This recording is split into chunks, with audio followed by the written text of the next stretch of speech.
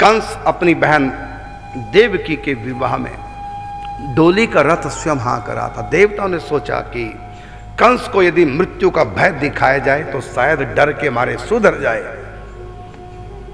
तो आकाशवाणी के द्वारा देवताओं ने कंस को सावधान किया, अरे दुष्ट कंस, तुम जिस बहन के विवाह में फूले नहीं समा रहे, इसी बहन देवकी का 8वां लाल तुम्हारा काल होगा। ये मृत्यु का संदेश केवल इसलिए दिया था कि मृत्यु के भय के मारे शायद ये सुधर जाए, इसका भला हो जाए। लेकिन देवताओं ने जो इंजेक्शन लगाया वो रिएक्शन हो गया, सुधरा तो नहीं, उल्टा और बिगड़ गया।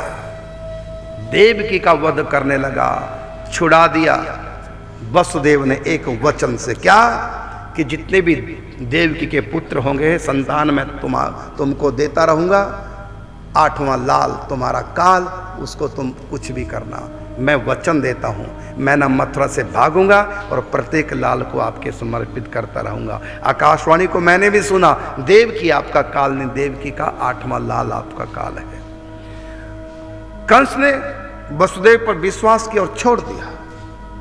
ऐसा है जीवन वसुदेव का, जैसे जहां कंस जैसे पापी भी विश्वास कर लें, ऐसे विश्वास पात्र हैं सबके। और एक हम ऐसे नलायक, हमारा बाप भी हम पर विश्वास नहीं कर पाता। ऐसे हमने गलतियां की हैं, हमारा बाप भी, हम अपने पिता के विश्वास पात्र नहीं बन सके। और एक वसुदेव जी हैं, कंस जैसे आतताई के भी विश्वास पात्र आप हैं। कंस जैसे आतताई जो किसी पर विश्वास नहीं करते, वो भी वसुदेव पर विश्वास कर लेते हैं और वसुदेव को छोड़ देते हैं। और फिर जब पहला संतान वसुदेव की होती है, नाम रखा कीर्तिमान, और आगे कंस के पास लेकर के, धर्म नहीं छोड़ूंगा, धर्म की वेदी पर संतान की बलि चढ़ा दूंगा, लेकिन संतान की वेदी पर धर्म की बलि नहीं। हम संतान के लिए कितना पाप करते हैं, लेकिन वसुदेव जी संतान को भी धर्म की वेदी पे सुहा करने के लिए तैयार है। संतान जाए तो जाए, लेकिन मेरा धर्म ना जाए।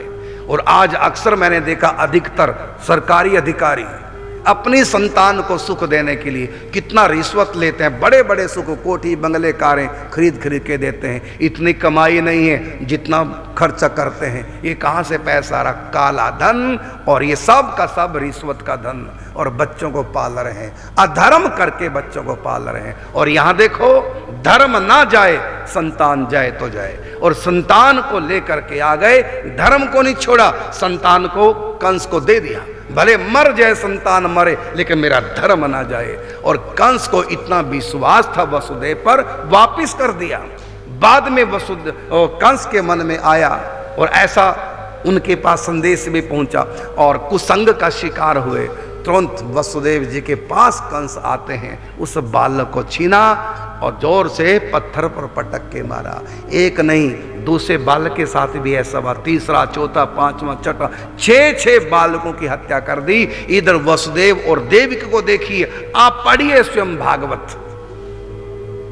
जब कंस बाद में माफी मांगता, जब 8वीं वो कन्या आकाश में चली जाती है और उसको लगा कि मैंने बहुत बुरा अपनी बहन के साथ किया, तो आप पढ़िए, स्वयं पढ़िए भागवत जी। वहां कंस को बहन देवकी कहती है, भाई साहब आपका कोई दोष नहीं, ये तो मेरे अपने कर्म है, जो मैंने 6 बच्चों को जन्म दिया और एक को भी अपना दूध नहीं पिला पाई, ये तो भाई साहब मेरे ही कर्म है। मैंने भी किसी जन्म में कोई ऐसा अपराध किया होगा जो मेरे पापों का दंड, आपका कोई दोष नहीं है।